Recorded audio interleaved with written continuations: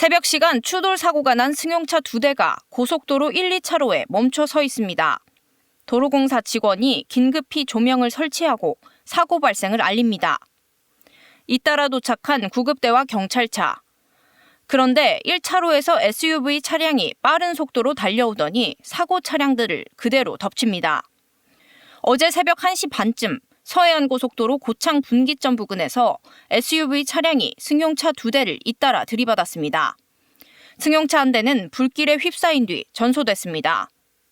이 사고로 경찰관과 견인 차량 운전자 등 2명이 숨지고 구급대원 2명 등 9명이 다쳐 병원으로 옮겨졌습니다. 사고 현장에는 여전히 차량 파편이 나뒹굴고 화재로 생긴 그 흐름이 도로에 까맣게 남아 있습니다. 숨진 경찰관은 고속도로 순찰대 소속 이승철 경감으로 먼저 일어난 음주 추돌 사고를 수습하다가 참변을 당했습니다. 서해안고속도로 딱 이 합류하는 지점에 딱 서니까 차가 막히더라고요. 내려서 딱 봤는데 119 와서 심폐소생술하고 막 그런 상황이었어요. 2차 사고를 낸 30대 SUV 운전자는 차량 운전 보조 시스템을 켜고 졸음 운전을 했다고 경찰에 진술했습니다. 경찰 조사 결과 음주 상태는 아닌 것으로 확인됐습니다. 정부는 안타까운 사고로 목숨을 잃은 이승철 경감을 1계급 특진하고 녹조 근정 훈장을 추서하기로 했습니다. KBS 뉴스 김현주입니다. 신호 정지한 화물차 뒤로 달려오는 하얀색 탑차. 빠른 속도 그대로 앞차를 들이받습니다. 이 사고로 화물차에 타고 있던 운전자가 숨졌고 함께 타고 있던 부인도 크게 다쳤습니다.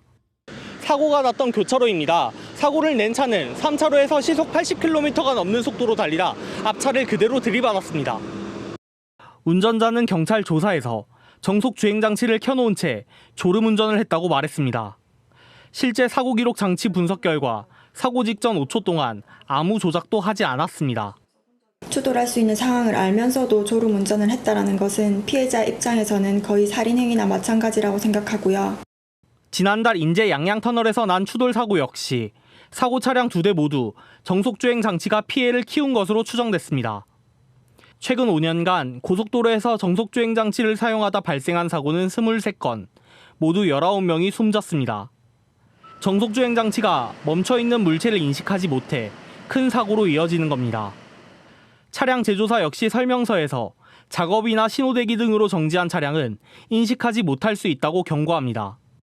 명확히 인지할 수 없는 경우도 늘 생각을 하고 앞차고의 거리나 브레이크를 밟을 수 있는 상황을 늘 염두에 두고 주의할 필요가 있습니다. 전문가들은 장거리 운전 시 정속주행 장치를 맹신하지 말고 돌발 상황에 대처할 수 있도록 운전 내내 전방 주시해야 한다고 강조합니다. KBS 뉴스 박준우입니다. 휴가철입니다. 장거리 운전에 나설 일도 있죠. 장거리 운전 중엔 크루즈 기능 쓰는 분들 많습니다. 이걸 너무 믿고 전방 조시를 소홀히 했다가는 큰일 날 수 있습니다. 크루즈 기능의 정식 명칭은 적응형 순항 제어입니다. 전방 차량을 인식해 앞차와 거리를 유지합니다. 그리고 운전자가 설정한 속도로 주행하도록 도와주는 보조 장치입니다. 이 기능을 무조건 믿으면 안 됩니다. 지난 4년여간 크루즈 기능을 쓰다 난 사고는 20건에 육박합니다. 17명이 목숨을 잃었습니다. 올해에만 9명이 숨졌습니다. 이 기능은 주행 보조 장치에 불과합니다. 젖은 노면이나 내리막길, 굽이길에선 앞차와 거리 유지가 어려울 수 있습니다.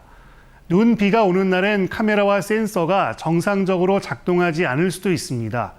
공사 현장이나 사고 처리 현장이 갑자기 나오면 더욱 위험합니다. 따라서 과도한 의존은 금물입니다. 언제든 돌발 상황에 대처할 수 있도록 운전대를 잡고 전방을 주시해야 합니다.